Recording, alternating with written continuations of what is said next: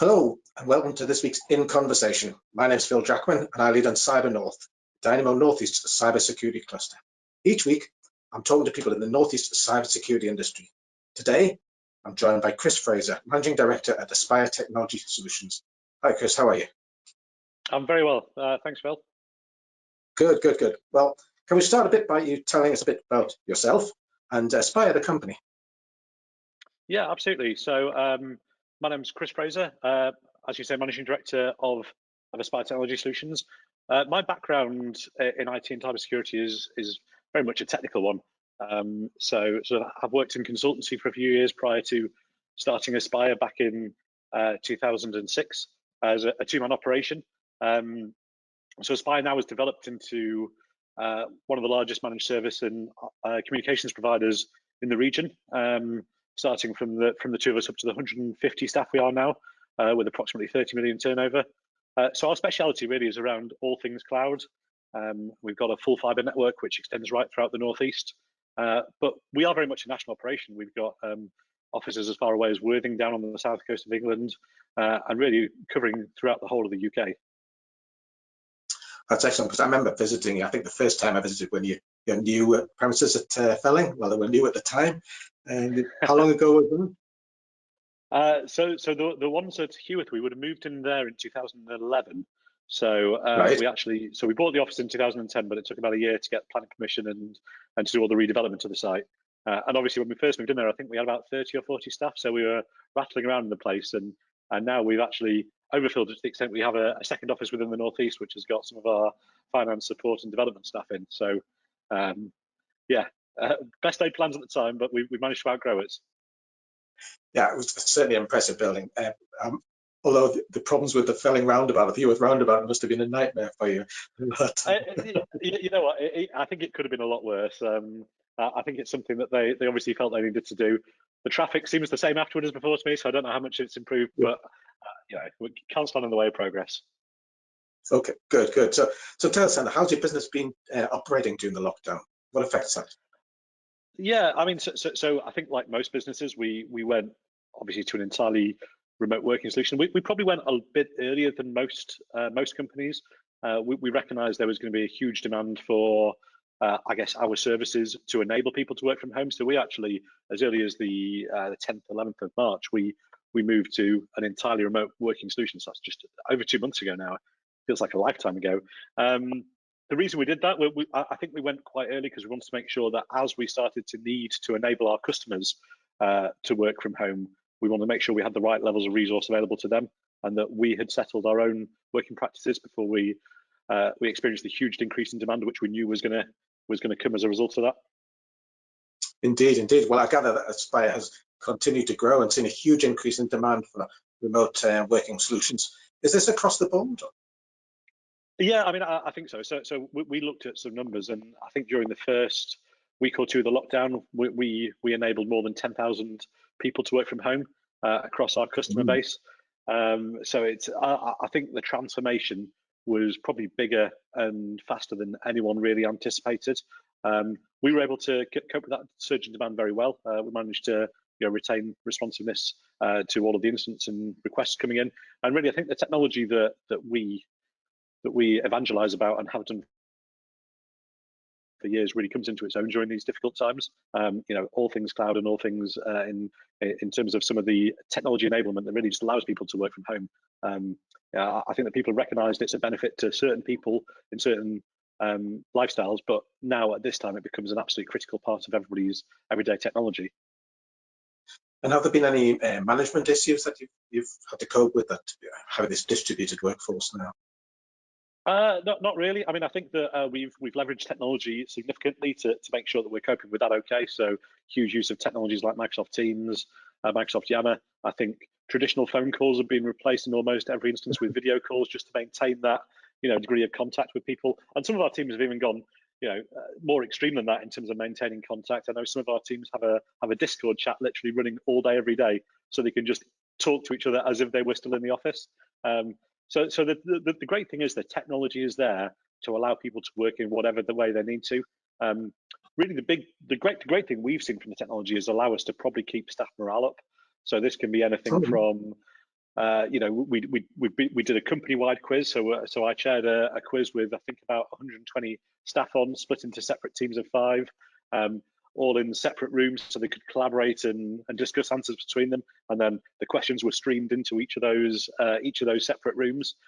So it's that type of thing which maintains a degree of involvement. People are used to being in the office all day, every day together, going out to lunch together, maintaining that social contact. And for me, the technology has allowed them to work remotely, but that's only a small part of the battle. The key thing is to make sure that people are still collaborating, make sure that people's morale is good, and make sure that technology becomes an enabler to replace that social contact which people are losing as part of being so isolated working from home.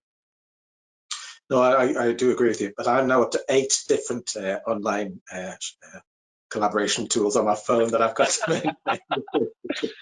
Yeah, absolutely. How about cybersecurity? Has this reared its head during this time?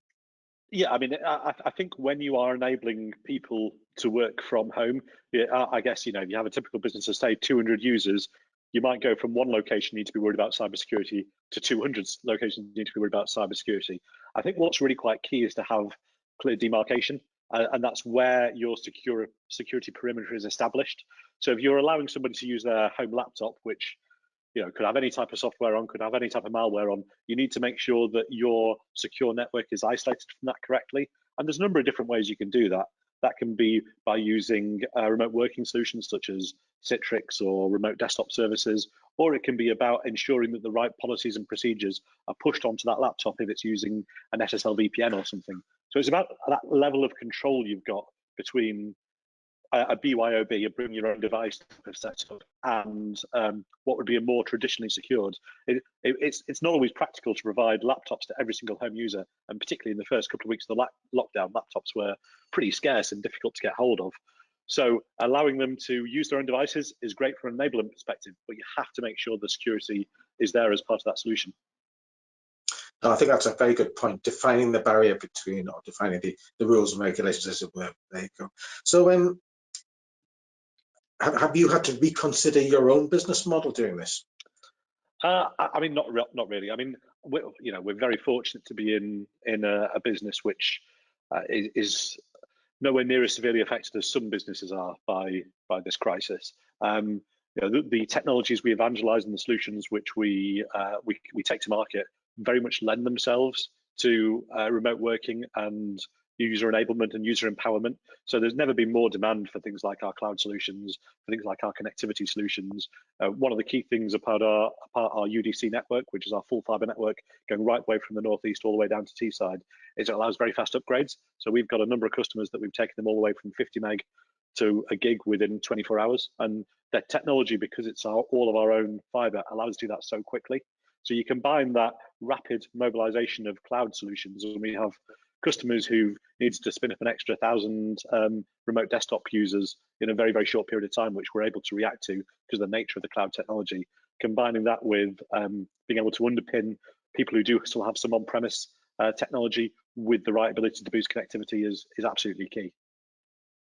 I mean, we've been telling them for long enough, haven't we? We're just waiting for them to. Okay, I'd like to get your crystal ball out now. We've seen this dramatic change from office-based working to home-based working. Is it going to last? Do you think we'll always be working this way? I mean, I don't. It obviously won't remain in this complete masses of everybody working from home in the long term. Once the virus is more under control and hopefully vaccines are available or treatments are more readily available, you will obviously see a lot of people returning to offices, a lot of businesses returning to offices. That doesn't just extend to the retail and hospitality sectors.